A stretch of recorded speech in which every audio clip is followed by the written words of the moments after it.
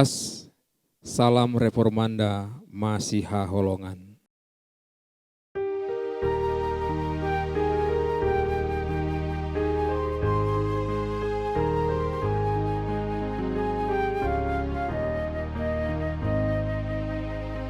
Osrohaku di Tuhaku dang terbaing terhirima Odo tok tong tangi aku tulabungmu awpata Lobi pos dorohaki sai patuluson nai boanonna autusi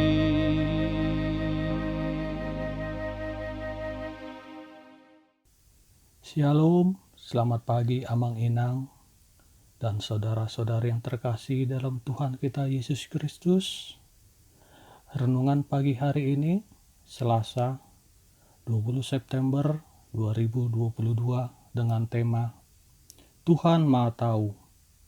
Diambil dari nats renungan 2 Samuel 12 ayat 13. Lalu berkatalah Daud kepada Natan, Aku sudah berdosa kepada Tuhan. Dan Natan berkata kepada Daud, Tuhan telah menjauhkan dosamu itu, engkau tidak akan mati.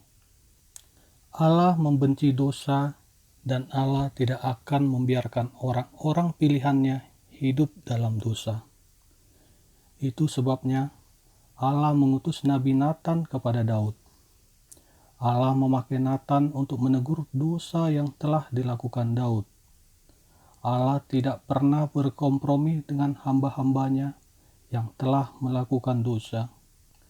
Ia akan memberikan teguran agar mereka dapat bertobat dan kembali kepada jalannya. Sekalipun tidak ada yang tahu dosa apa yang telah kita lakukan, namun mata Tuhan tidak pernah lepas memandang kehidupan kita setiap detik dan waktu. Kita tahu handycam untuk merekam. Kalau alat itu ada di sebuah ruangan, maka alat itu dapat merekam setiap gerak-gerik saudara tanpa sepengetahuan saudara. Jika sudah direkam, maka tidak bisa diulang apa saja yang telah terjadi. Sadarlah, apa yang kita lakukan akan disorot oleh kameranya Tuhan. Begitu cerdik, licik, dan terencana dengan baik apa yang Daud lakukan, ia tetap terdeteksi oleh Tuhan. Lalu, bagaimana sikap Daud menerima teguran yang cukup keras? Daud tidak mengelak, tidak berbantah, tidak berbuat alasan, tetapi Daud memberikan respon yang sangat baik. Ia menerima teguran dari Tuhan dan mengakui bahwa ia bersalah.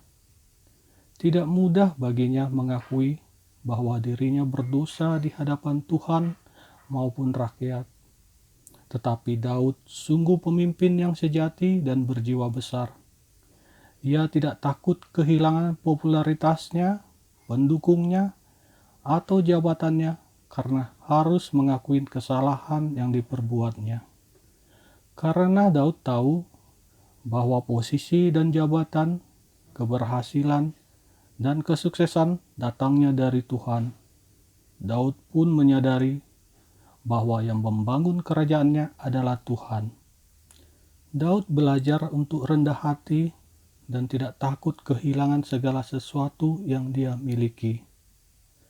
Sebagaimana Raja Daud bertobat dengan sungguh-sungguh dari dosanya, marilah kita belajar seperti Daud yang memiliki kerendahan hati untuk menerima teguran dan mau mengakui kesalahannya.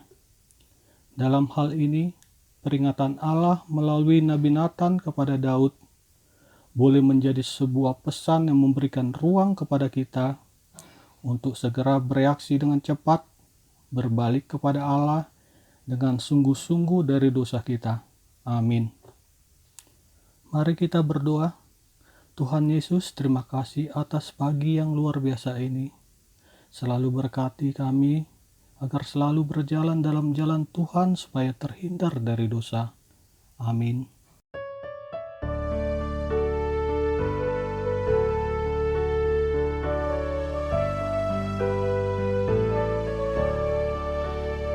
Dung Tuhan Yesus napuna au songgop damena biar hula tari pargogo ngolunai nasa dosaku nam sai doi tabari tahon holong nai di dia Tuhan tu dosoni tuk manupahi tarlowida sasada Yesus pinujima.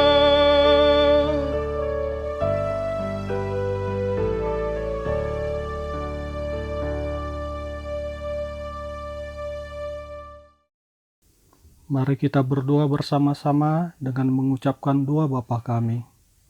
Bapa kami yang di surga, dikuduskanlah namamu, datanglah kerajaanmu, jadilah kehendak-mu di bumi seperti di surga. Berikanlah kami pada hari ini makanan kami yang secukupnya, dan ampunilah kami akan kesalahan kami, seperti kami juga mengampuni orang yang bersalah kepada kami. Dan janganlah membawa kami ke dalam pencobaan, tetapi lepaskanlah kami daripada yang jahat, karena Engkau yang empunya kerajaan dan kuasa dan kemuliaan sampai selama-lamanya. Kasih karunia Tuhan Yesus Kristus dan kasih Allah dan persekutuan Roh Kudus menyertai kita sekalian. Amin. Demikian renungan kita pagi ini. Selamat berkarya bagi Tuhan. Tetap semangat, tetap sehat. Salam Reformanda Masiha Olongan.